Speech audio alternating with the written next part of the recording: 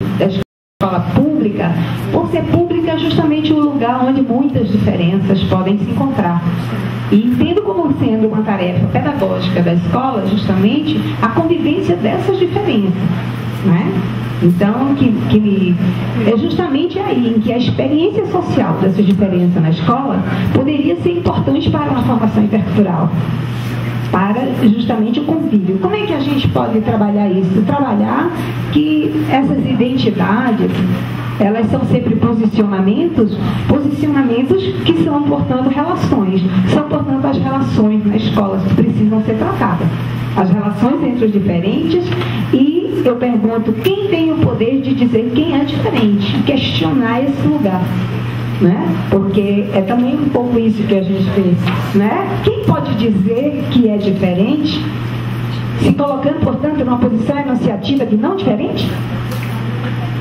Dessa questão que eu penso que a escola tem muito a ganhar. É assim que se pode trabalhar, né? Problematizando as relações de diferença, né? E devolvendo essas vozes, identificando os seus lugares, consequentemente os seus interesses. Como é possível ter um sujeito completamente esvaziado por outro?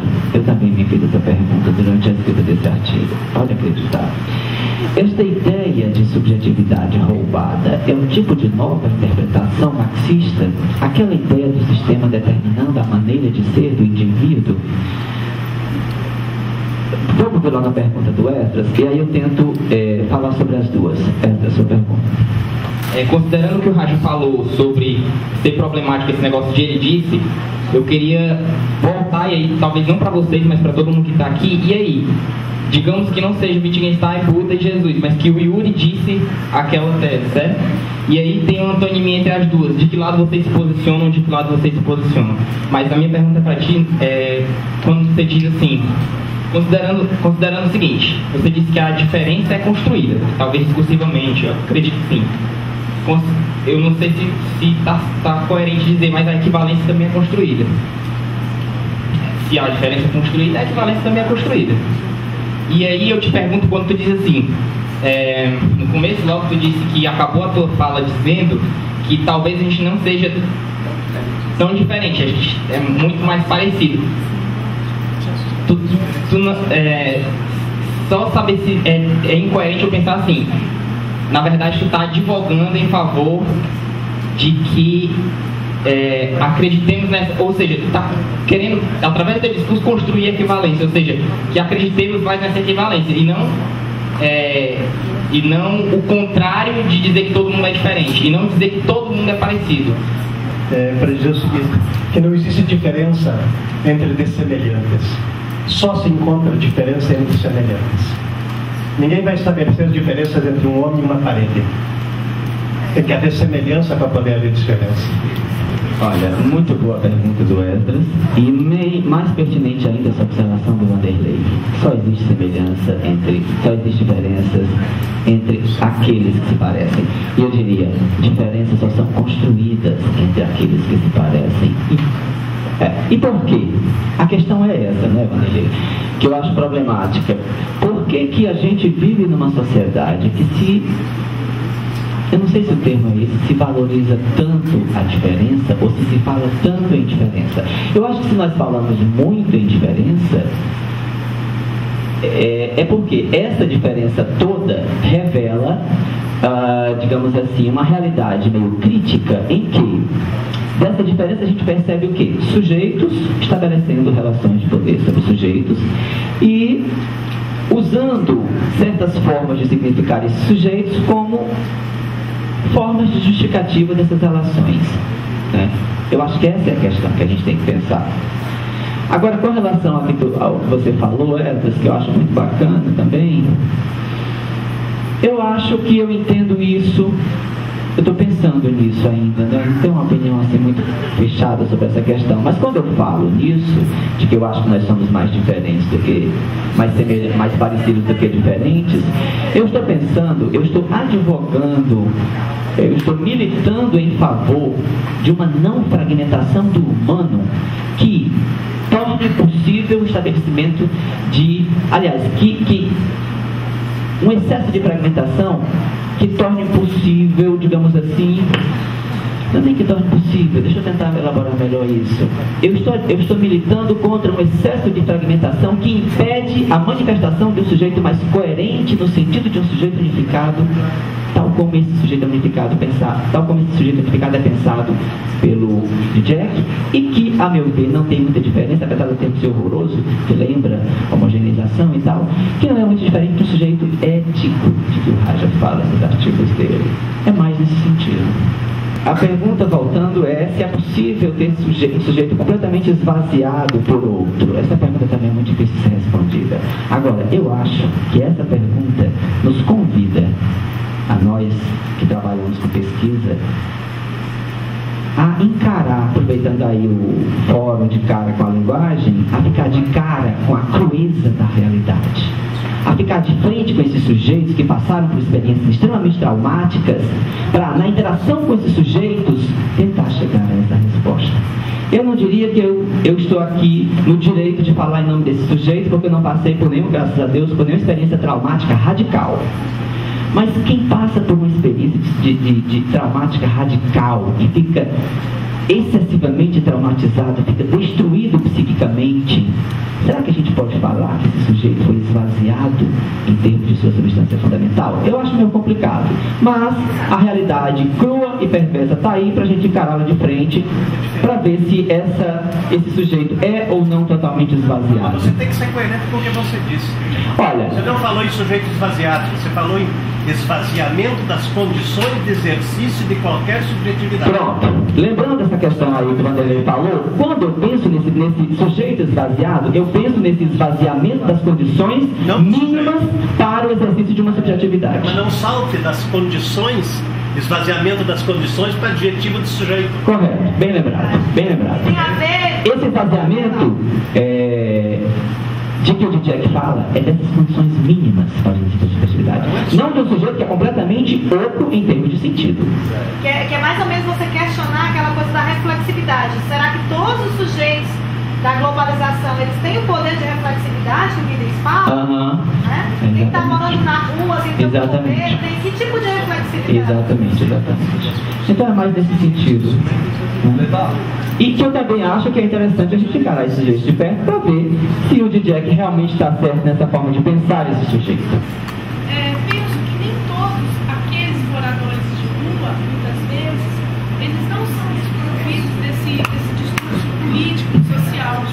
Às vezes, eles têm justificativa sim, mas eles são subestimados pela sociedade.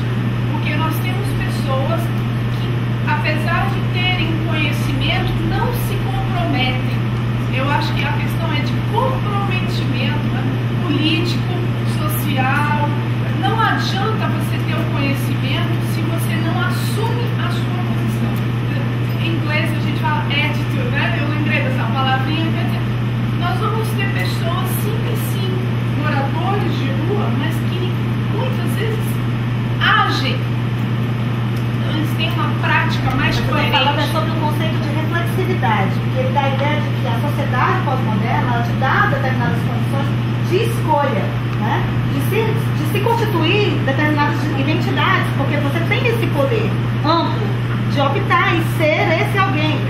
Mas em determinadas condições sociais, aí acho que o conceito de classe ainda é válido, não há poder de escolha, entendeu? Você pode escolher o quê?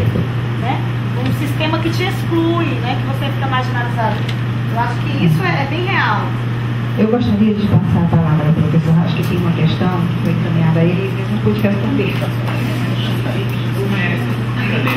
Assim, de que forma a construção identitária de uma pessoa passa por uma política da representação?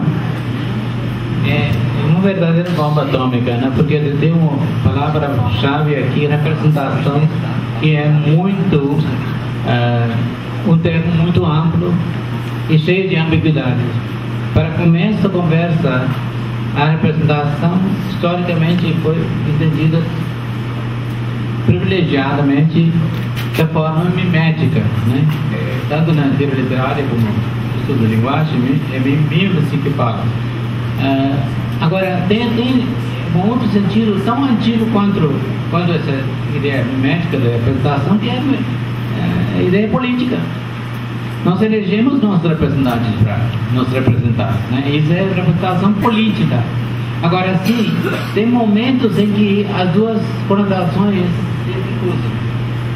E cada um tem seus problemas. Por exemplo, a ideia mimética da representação, o problema-chave, né, a fidelidade daquela questão que sugere, Borges ilustrou muito bem com aquele episódio de cartógrafo, né, que eu queria ser tão fiel ao mapa que o mapa que ele desenhou era o tamanho do Brasil. Tá certo? Só então que a fidelidade máxima. Agora, a política, a representação no sentido político do termo, também tem certos problemas muito interessantes. Pensa, Grécia Antiga, né? Todo mundo que fala de democracia sempre fala de verso democracia, Atenas. Né? E Atenas não é só pela antiguidade, mas a perfeição que eles seriam atingidos. Porque, e no fundo, você pergunta o que é tão sobre a democracia ateniense? Porque, na verdade, a representação nem sequer era a representação. Por incrível que você parecer, cada um se representava. O que é representar-se? Cada um apresentava. Representava. Se ele não fosse escravo. E daí, aí que eu queria dizer, olha, aquela democracia era tão fajuta, porque escravos não votavam, as mulheres não votavam. Ou seja, é a democracia de meia dúzia de elite, Platão em companhia, não? Pelo amor de Deus. Ou seja, coloca no verso da questão da política da representação está a questão da política no sentido de militância e tudo. Então, assim, se você está pensando na identidade, nesse sentido, política da representação, sim, não sei. Passa pela questão dessa política de representação. O melhor exemplo é a tese da Cassandra, que uma aluna minha, essa aluna, que defendeu uma tese muito boa sobre a militância negra, né, negritude no Brasil, e a necessidade, no caso do Brasil, de negro assumir cada vez mais a sua identidade. E a questão que ela colocou, uma das questões centrais da sua tese era, bom, como é que dito que agora na discussão de pós-modernidade cada vez mais está se questionando, não existe essencialismo, né? O que é essencialismo? Ninguém é negro, ninguém é branco, aquela coisa, raça não existe. Certo? Mas tem um problema aí muito sério, porque essa questão a gente entende, claro, constativamente. Segundo biólogos, DNA mostra que não há negro, não há branco, não há índio, todos nós somos iguais. Conversa para boi dormir, porque na hora de vamos ver, você é castigado, você é castigado em São Paulo por ser nordestino, por ser sotaque errado. Tá certo? Eu sempre digo que racismo é alguma coisa que você só sabe o que é quando você sente na pele, literalmente. Tá certo? Quando você é barrado em determinados lugares, ou o cara olha assim, atravessado, você sabe o que é racismo. Com qualquer tipo de discriminação. Agora, existe. Agora, a questão que a Cassandra discutiu muito interessantemente foi a questão que a Gayatri Spivak levantou sobre um termo que ele chama de essencialismo estratégico. Tá certo? Essencialismo estratégico é a necessidade política de assumir que você tem uma certa identidade, muito embora você concorde que tudo, raça, tudo é balela, mas você precisa. Veja bem, como é que essa discussão tudo é sistematicamente apropriada pelas forças políticas. Caso concreto, como chama? Ação afirmativa. Tá certo? Reserva nas escolas. As cotas. Toda vez que levanta a questão de cotas. Você está debatendo dados escandalosos, que parcela significante da nossa população está sendo colocada fora do mercado, fora do ensino superior, fora assim por diante. Mas aí sempre vem a apropriação dessa ideia de que ledo engano, somos todos iguais. Tá certo? Somos todos iguais.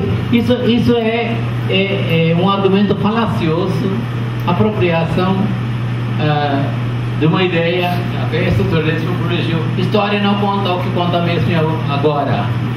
Esqueçamos a história. Lamentar sobre leite derramado. Não, agora o que é? Mas não adianta, a certos momentos você tem que, para ser justo, você tem que ser injusto para consertar. Tem que consertar a história. Tá certo? Injustiças cometidas na história tem que ser constatado, ponto final. Seja índios, negros, pessoas grupos que foram sistematicamente taxados. Até hoje continuam sendo taxados. Agora, se você quiser fazer uma democracia para valer, você tem que consertar esse erro. Ou seja, questões são sempre políticas. O que me interessa não é passar julgamento, tem que ser assim. Não, então isso não tem. Exatamente por serem questões políticas, não há respostas definitivas. Mas por que tem setores que querem empurrar isso para um nível constativo? Porque eles acham que há respostas erradas. Não tem. Eu queria pegar uma carona aqui nessa questão que o Rajan colocou e fazer uma observação. Eu acho que esse é um debate bem atual aqui no Ceará, né? A gente está para inaugurar a Unilab no próximo semestre, deve abrir vagas, né? A Unilab é a Universidade Africana Luso e Brasileira, né? Vai ser na cidade de Redenção, onde conta a lenda, que é a Terra da Luz, né? A abolição se fez antes, né, do país e tal, enfim. Há uma lenda sobre isso aí. Bom, é um fato histórico, mas eu quero dizer, o significado disso a gente ainda está para ver, né? Então, nesse momento, se discute, já tivemos várias audiências públicas esse ano em relação a isso. Eu acho importante lembrar, eu acho que isso que o Raj está colocando, quando se defende cotas para negros, indígenas, ou sei lá o quê, não se está trabalhando com uma ideia substancialista de que o negro é, como diz, eu acho que é o Baba, né, que diz, o negro não é, o branco também. Ou seja, não se trata disso. Se trata, inclusive eu acho até, às vezes quando eu estou no Fórum da Diversidade, eu não gosto muito desse termo, política de promoção da igualdade racial, porque não é promoção da igualdade racial, é promoção de direitos entre diferentes. Esse termo é ruim, porque ele soa mal e a gente, de antemão, já não quer aceitar isso, não é? Porque eu não quero igualdade racial. Primeiro porque não existe raça, né? Já não poderíamos chegar a ela, tá certo? Agora, é importante lembrar que se não existe raça, se essa noção não tem validade do ponto de vista biológico, onde ela supostamente teria sido forjada, a noção de raça como construto social, ela opera efeitos de verdade e produz exclusão. Não podemos esquecer isso. E é por essa razão que eu disse que ainda que a gente não substancialize esse sujeito, a luta política, o Bauman também fala nisso, a identidade é uma trincheira. Identidade, portanto, é uma trincheira onde a gente luta para afirmar o quê? O direito. Então, o que nós temos de igual ao outro, parecido, ou lá o que a gente quiser, é o direito, né? O direito humano, que a gente quer que seja universalista, tal, mas, ao mesmo tempo, nós somos, na nossa construção permanente, seres em constante e permanente processo de diferenciação.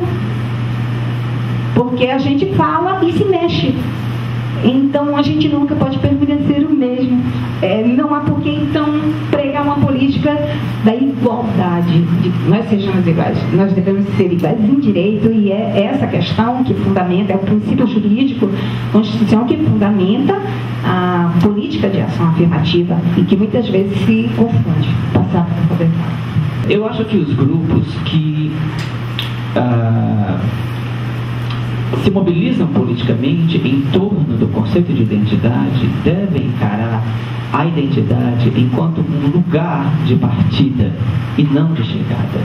Um lugar de partida para se conseguir o quê? Direitos. Direitos negados a esses sujeitos. E não cair na armadilha da linguagem de que eles são aquilo que as suas identidades dizem que são. Esse é o desafio de todo e qualquer sujeito, seja ele de uma subjetividade dita antagônica ou traumática, enfim, bom, o sujeito traumático já é um caso mais grave, né? Mas eu acho que é isso, encarar a identidade como lugar de partida, jamais de chegada. Esse é o segredo da transformação social. Parece que existe uma diferença, né? Eu diria até radical, no conceito de sujeito enquanto posição de sujeito, né? E o sujeito do protagonismo, né? Esses novos sujeitos sociais, né? Proposto por Jack. Eu queria que você comentasse um pouco, né, a respeito das escolhas, né, de ambas as concepções, né, que você comentasse, assim, no caso, as implicações éticas e políticas, né, da escolha de ambas as concepções, no caso. Eu escolhi trabalhar com o conceito de posição de sujeito, a implicação disso, nessa discussão que a gente está tendo aqui, né, e, por outro lado, essa concepção que você está trabalhando agora do Jack. E uma outra que eu queria tentar materializar um pouco, né, eu acho, né, essa discussão. Só para tentar, assim, que assim, eu venho trabalhando com a MST. E a questão é bem breve. A questão é que eu percebo que esse sujeito que a gente está discutindo aqui agora, sujeito ético, questão de escolhas, performativizado, que o professor Rádio colocou, de alguma forma eu estou tentando ver no MST, eu acho que os sujeitos são dessa forma, no sentido de que existe, eu diria, no MST a questão da mística, que é de uma certa forma ritual, né, é complicado conceitual, mas que de alguma forma performativa esse sujeito, professor Raja, é constituído, né, performaticamente. É o que eu estou tentando refletir, até com a professora Fadiana, a gente vai dialogar um pouco, mas eu estou tentando perceber isso.